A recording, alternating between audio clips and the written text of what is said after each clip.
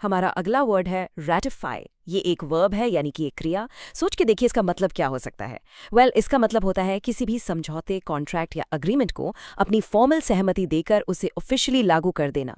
Basically जब किसी चीज़ को पक्की मंजूरी मिल जाती है ना, तो हम कहते हैं कि उसे ratify कर दिया गया है। तो अब इसको एक सेंटेंस में यूज करके देखते हैं। यहाँ एक फ्रेज है इंटरनेशनल ट्रीटी। इसका मतलब होता है जब बहुत सारे देश मिलकर कोई समझौता करते हैं।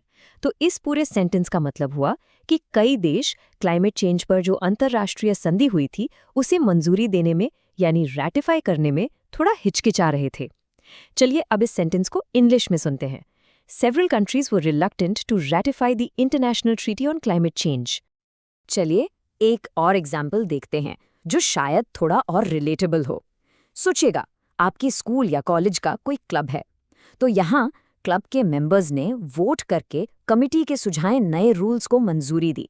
मतलब उन्होंने ऑफिशियली उन रूल्स को लागू कर दिया। सुनिए इस सेंटेंस को, और हाँ, रैटिफाई और कमिटी के प्रोनाउंसिएशन पर थोड़ा ध्यान दीजिएगा। The club members voted to ratify the new set of rules proposed by the committee. Okay, अब इस वर्ड को थोड़ा सा लीगल या पॉलिटिकल कॉन्टेक्स्ट में देखते हैं।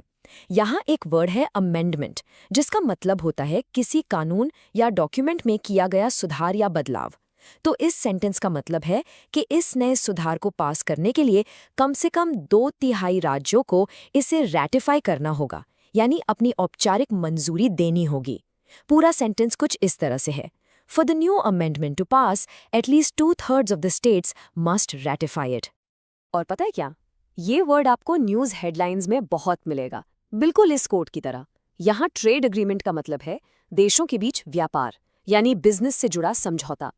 तो इस हेडलाइन का मतलब हुआ कि पार्लियामेंट अगले हफ्ते इस नए ट्रेड एग्रीमेंट पर पहले बहस करेगी और फिर उसे रैटिफाई करेगी। चलिए इस कोट को सुनते हैं। The parliament is set to debate and ratify the new trade agreement next week. चलिए अब अपनी वोकैब्युलरी को थोड़ा और बढ़ाते हैं और रैटिफाई के कुछ सिनोनिम्स और एंटोनिम्स देखते हैं। सिनोनिम्स यानी इससे मिलते जुलते शब्द हैं अप्रूव, कन्फर्म, एंडोर्स और सैंक्शन।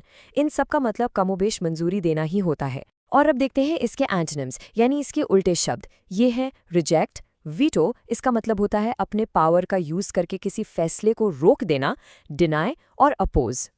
बस आज के लिए इतना ही। मिलते हैं नेक्स्ट वीडियो में। Happy learning, bye bye.